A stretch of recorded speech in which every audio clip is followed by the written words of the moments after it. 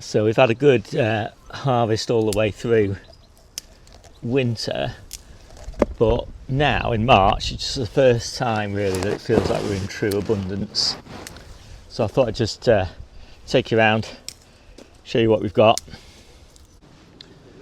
I'm going to start with one of the most boring crops really, but one of my favourites in a way, which is these absolutely gorgeous colettes. And you know, these are such an incredible crop. You know, that little tiny bunch basically of kale leaves there tastes so tasty, so lovely and tender, and kind of just comes into abundance really just as the Brussels sprouts are finishing. So it's just kind of perfectly timed, although you do get it earlier on in the year as well. And then these colette leaves are really nice as well. I've actually got much bigger ones though back home, so I won't pick too many of these. And then we've got some absolutely gorgeous PSB, and I've got a lot of PSB on the way as well in my late plants. So these are really this is just coming to the end of the harvest of my early plants. And I like PSB leaves as well, so I like to pick a few of those. But yeah, really happy with the PSB this year. It's been a fantastic harvest sort of from late February. So I'm just going to take my first light pick off this early kale bed, just so the plants don't get sort of over heavy with leaves. And this is Pentland Brig actually. It's a lovely kale. I've got quite a lot of kale back in the kitchen garden as well, so I'll be picking most of it there. But yeah, this is nice. And unfortunately not everything goes to plan. So these are Brussels sprouts, which are meant to be for summer, but unfortunately for the first time these have gone to seed on me. But you know, Brussels sprout leaves are absolutely gorgeous, so you know, I don't really mind. And obviously I like these little flowering tips as well, super tender. So basically I'm going to just pick one of these plants each week, and then I'll get this replanted in April. So now I'm on to spinach, and I'm just going to take the whole tops of these plants off, and it's just so much quicker than messing around. This is just cooking spinach, so I don't need to be too careful about making sure that I've got, you know, just the best quality leaves. When it comes to the salad spinach, I'll be a little bit more careful. I'm just going to pick this bed, leave this one, pick that one next week, and then pick this one again the week after. And then I'll probably get this bed replanted with carrots.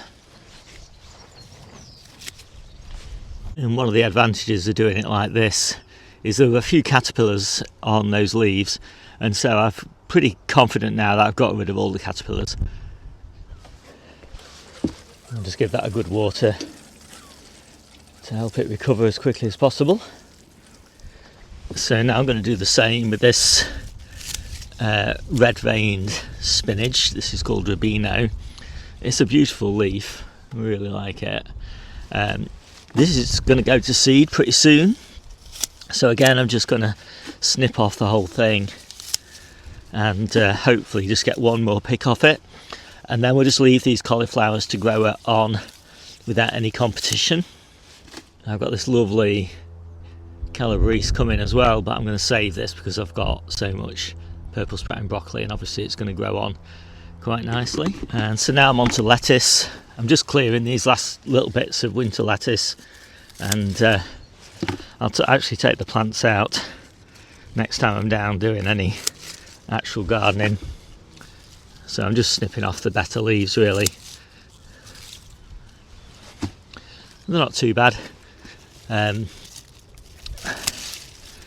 Definitely worth growing, but yeah, there's quite a few of these outer leaves not fantastic quality. and there's a few slugs in some of them as well. So I'll be pleased to be on to the better quality lettuces next week.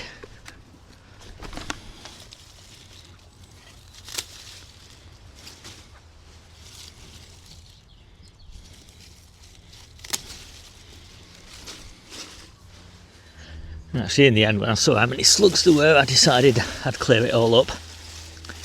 Didn't take very long. This is the last of the outdoor overwintered lettuce beds. I'm just clearing this because I'm going to plant spinach in it.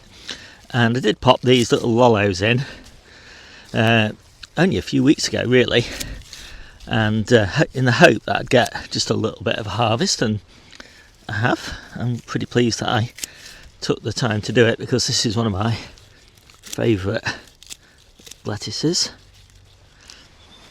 And a little bit of tatsoi there as well, which is looking quite nice. So all this is going to be spinach this week.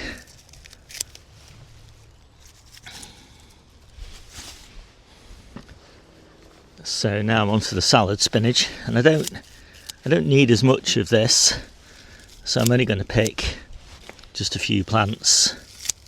These are probably going to be actually kind of taking over fairly soon as the cooking spinach beds. Once I've got the next succession of spinach in the ground later on this week. And this is my favourite one, really, Rubino. It's really lovely.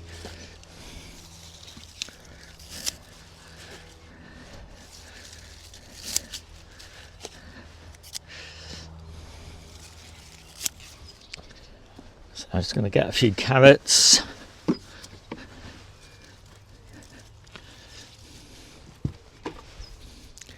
the carrots this year have not been great. We had a lot of slug problems in this bed, and yeah, the carrots have never really. Well, we had lovely carrots. Let's just say we had lovely carrots in summer and autumn. I'm kind of running out of dry weather now. It's just starting to rain. I think I've just got leeks to pick now, and then I've got some bits and pieces from the kitchen garden, but I'll show you those on the harvest table once I've got it all finished. And then I'm on to these Asian greens, tatsoi, komatsuma, and red pak choi. And again, I'm just going to snip some of these off because I've got a lot of them, and they'll grow back pretty quickly, I think. It's so quick harvesting at this time of year by comparison with earlier in the year, where you have to pick, individual leaves and take so much care not to overpick the plants. And now you can just find a good plant, just take the whole lot off.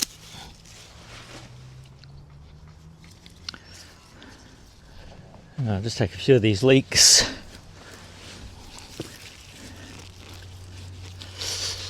These are just the size I like them.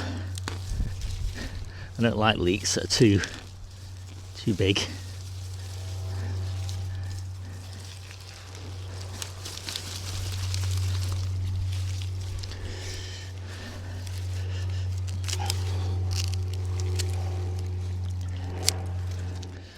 And then last but not least, I'm just going to pick these radish. Actually looking really quite nice. I've got another bed of radish down there. I'll pick that next week, and then I should have the next succession of radish that's growing outside should be ready. I won't do too many successions of radish. I much prefer it when it's growing like this in the cool weather. As soon as it starts to grow in the warm weather, it tends to get, I think, a little bit too spicy, and also just a little bit too tough. So yeah, that one's split open, but all the others are looking pretty good. Right, so finally got the harvest laid out, ready for packing. This is not just for Debbie and I, so this is for our local family and a couple of friends, and yeah, this is kind of what we expect in March. Maybe a little bit better than most Marches. In particular, I think I've just tried to get a lot more colour in the harvest this year, and yeah, I think I've succeeded. So I'll quickly talk you through what we've got anyway. So we've got beetroot from the store, potatoes from the tubs that they grew in, parsnips from the ground, winter squash from the store, onions, garlic from the store, celeriac from the ground, herbs from the herb bed, onions from the store, last of the Brussels sprouts, and colettes, loads and loads of colettes. I'll try and just show you all the colettes. So all these down here are colettes. These are colette leaves. These are various different kales, florets from the kales, celery, purple sprout and broccoli, more kales, more kales, more kales, loads of kales, carrots from the ground, leeks from the ground, and everything else is from the ground. So, and then we've got all spinach all the way down here, apart from the back there where we've got Asian greens. And then all these are salads and salad ingredients. So you didn't see me pick these, but these are the salad onions from the garden. That's lamb's lettuce from the garden. It's looking really nice actually, but we're going to seed really soon. And yeah, and then the salad bases. So I'm going to make up those salad bases now so you can see what the end result looks like. And then I'm pretty much done. I'm pretty happy with this harvest. My name is Steve. This is the Seaside Kitchen Garden and Allotment channel, and I'll see you soon.